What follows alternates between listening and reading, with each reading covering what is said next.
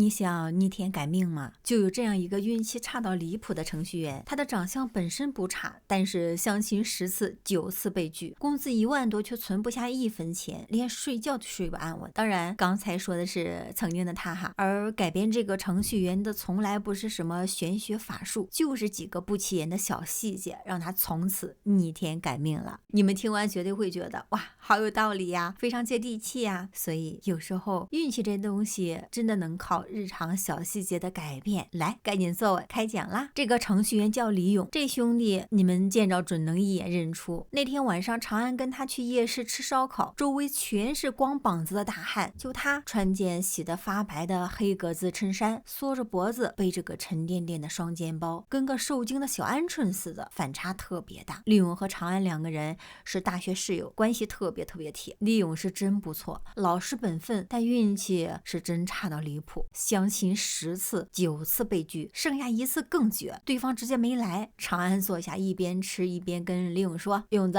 你的这身黑衬衫是真该换换了。”李勇还不服气，说黑衬衫耐脏又显瘦。长安当时就翻了个白眼：“兄弟啊，显瘦？你都瘦成猪肝了，再穿黑的就跟避雷针似的。”长安放下签子，正色道：“强子，咱都是自己人，跟你说点实话哈，你这几年是不是存不住钱？还有每次相亲的时候，姑娘都觉得你太温没意思。”李勇愣了，说：“对呀，自己工资1万多，但每个月底不是电脑坏就是生病，总有地方要花钱，总是存不住钱。相亲也总被姑娘说太闷，像块木头。”长安告诉李勇：“你呀，不是像块木头，是真的缺木。”李勇当时就懵了，说：“之前算命的说他5行缺水。”长安直接笑了，说：“那就是个庸医啊，勇子，你整天穿的黑衬衫5行里属水，你本就水旺，水主智，你写代码的脑子好使，这是水旺的表现。但是水多木飘，你又整天穿个黑衣服，等于把自己泡在水里，水是流动的，是不稳定的，所以你的钱就跟流水一样留不住。水太旺就把桃花运的火浇灭了，火主理，主热情，主吸引力。你说你这一身黑，谁靠近谁都觉得冷飕飕的，哪来的桃花运？”李勇听得一脸发愣，还傻乎乎的问长安是不是要穿红内裤改运，差点给长安整笑了。长安跟他说：“哪有那么夸张啊，把你家里的黑衬衫蓝衬衫全扔了，换成绿色就行，卫衣 T 恤哪怕袜子都可以。绿色属木，水生木，把你这泛滥的水气转化成生长的木气，木主人，主生长，主向上，有了木，你的水就有了去处，钱呐就能像树一样扎根，而且木能生火，还能吹来桃花运。”李勇还是半信半疑，长安知道他不信，就跟他打了个赌，就按长安说的做，要是下周李勇相亲还不成，长安包他1个月的烧烤，要是成了，李勇请长安吃1个月的烧烤。李勇一听立马就答应了，毕竟买2件衣服也花不了多少钱。那天长安他们吃的挺尽兴，吃饱了，长安就陪李勇去他住的老旧小区。一进门，长安就觉得不对劲，屋里没有什么装修，家具都是房东留下的老古董，但长安一进门就感觉不对劲，不是有遗物哈，咱不搞封建迷信，是一种场的不对劲，觉得屋子特别闷，特别直，就像一潭死水似的不流动。长安随手问李勇最近是不是睡眠不好，李勇一下子就惊讶了，说长安神了，说他这几天呢总是做噩梦，胸口发闷，有时候半夜醒来还动不了，都怀疑自己撞邪了，说话的时候声音都有点发抖。长安赶紧劝李勇，哪有什么邪呀，是李勇屋里的风水出了问题。李勇赶紧打开房门让长安看，李勇那小房间很小，堆得满满当当，最显眼的就是床尾的落地镜，正对着床头，这就是关键。长安跟他说，镜子属金，带着寒气，正对着床，晚上人睡觉的时候阳气最弱，防御机制也是最低的，镜子会反射光波，哪怕是微弱的月光、路灯光，镜子都会反射。你的潜意识在睡眠中没有完全关闭，会捕捉到这些晃动，你的大脑会以为那是威胁，是另一个人，所以你的神经一直紧绷，根本睡不好，这叫金光煞。用科学的话说，这叫视觉神经持续干扰导致的深度睡眠障碍。态，不是什么撞邪，是大脑皮层没有休息好，身体动不了，